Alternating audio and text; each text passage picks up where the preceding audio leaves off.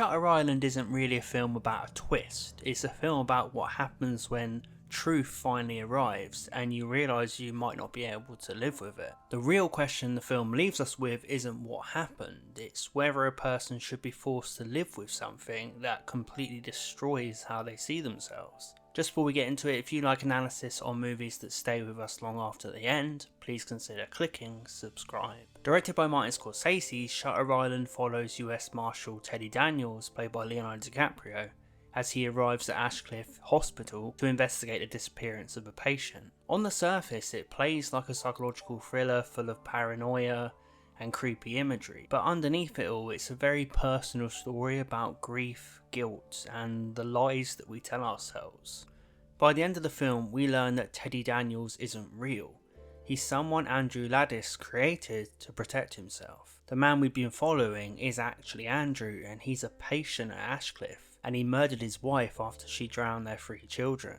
Unable to cope with that reality, his mind splits off into Teddy Daniels, a heroic US Marshal, chasing corruption and conspiracies, someone whose pain can be blamed on other evils other than his own actions. Andrew's whole investigation is part of an elaborate roleplay set up by the hospital as a last-ditch attempt to get him to face the truth without retreating back into his fantasy. My initials are on the side. There's a dent in the barrel from when Philip Stack shot at me. You're not gonna fuck with my mind on this one, Doctor. Then blast away, because that's the only way you're ever getting off this island.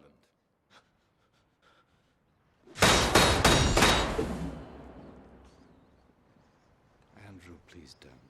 When you look back, the film isn't even subtle about it. We just don't want to see the twist at first. Once you've seen Shutter Island once, you can't imagine watching it again without realising the twist all along, because there's constant clues along the way. But I think the most unsettling thing about Shutter Island isn't that Andrew is delusional, it's how easy it is to understand why he becomes that way. Andrew isn't running from his reality because he's a weak man.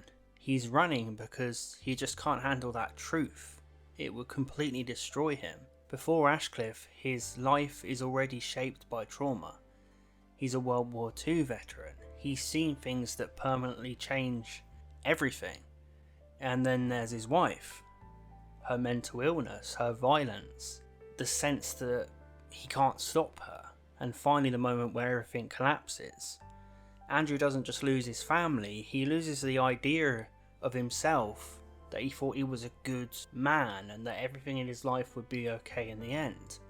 And to me, that's the heart of Shutter Island. It's not really about madness or lying to yourself. It's about someone's mind desperately trying to hold on to some sense of meaning. That ending confrontation in the lighthouse, the performances are incredible. The confrontation between Leonardo DiCaprio and Ben Kingsley is one of the most effective scenes Scorsese has ever directed, in my opinion. And it works because it doesn't turn into a shouting match. Kingsley plays Dr. Crawley with no sense of enjoyment for what he's doing. He isn't doing it to be cruel, he isn't smug, he doesn't feel like he's engaging in control. Instead, he feels calm, he feels almost burdened by what he's doing for Andrew. You get the sense he knows that this moment isn't about being right, it's about finding out whether Andrew can survive what he's about to hear. Dr. Crawley genuinely cares about Andrew, and it's just crazy, that dynamic, to see them going back and forth, one truly not believing the other cares about them and is a complete liar, and one just trying to do his job the best he can, trying to bring someone back from the brink. Your children, Andrew, your children! Simon, Henry. We never had any children. Your wife drowned them at the cabin by the lake. And here, the little girl, the one you dream of every night. DiCaprio's performance is so much better than someone just breaking down. There's a resistance to it. You can see it in his face, the anger, the disbelief, the desperation. You're watching a man search for reasons not to believe what he's hearing. Not because it doesn't make sense, but because accepting it would be the final emotional death. It's just a slow, incredibly measured performance by DiCaprio, because he just clearly shows us how hard Andrew is holding on. And then we get that final scene. The shift in DiCaprio's performance is tiny, but it changes everything. The exchange between DiCaprio and Mark Ruffalo is short, quiet, but devastating. Ruffalo plays Chuck, or Dr. Sheehan. He's posing as Andrew's partner in the whole facade, and in this final scene he's looking for signs. He's looking to find out whether Andrew finally accepts it, and Andrew gives him just enough to keep that hope alive. His voice is soft, he's sitting there feeling a bit different. There's a calmness that wasn't there before. If Andrew is pretending, DiCaprio doesn't play it like a trick, he plays it like relief.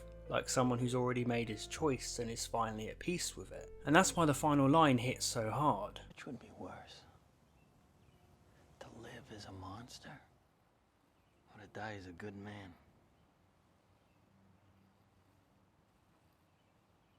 This is one of the clearest examples of why DiCaprio should have had more Oscars than he does. He's evolved into an actor who doesn't chase big moments, he builds it up all internally. In Shutter Island, the performance isn't flashy, it's about emotional exhaustion. It's about the terrifying reality of a man slowly realising that the only way to survive might be to erase himself. This is why Shutter Island fits in so well to Scorsese's career. Scorsese's endings rarely offer comfort. In Taxi Driver, Travis Bickle might be celebrated, but the film never lets that feel right. In Raging Bull, Jake understands himself far too late to fix how damaged he is.